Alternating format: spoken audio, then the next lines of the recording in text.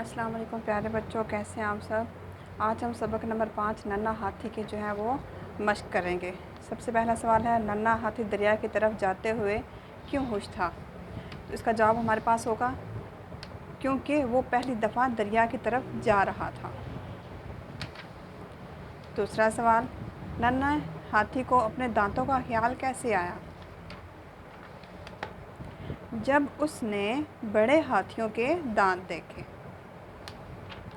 सवाल नंबर 3 है, दांतों के बारे में अपनी माँ से बात करते वक्त नन्हा हाथी क्यों डर रहा था कि उसकी माँ उस पर गुस्सा करेगी।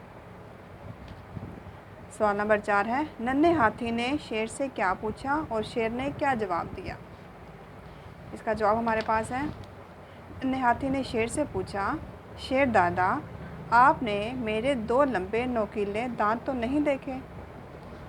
अब शेर ने क्या जवाब दिया, मुन्ने, मैंने तो तुम्हारे दांत कहीं नहीं देखे, लेकिन कैसे गुम हो गए, तुमने पहले ख्याल क्यों ना रखा।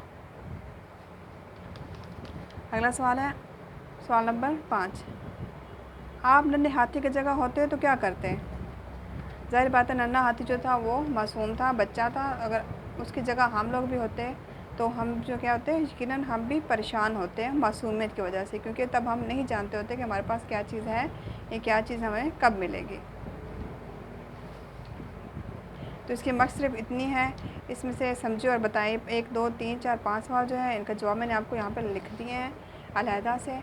आपने इसको अच्छे से जो है वो याद कर लेना है, अपनी कॉपी पे, नोटबुक पे आपने इसको लिख लेना है, ताकि पेपर की तैयारी में आपको ये मावन साबित हों।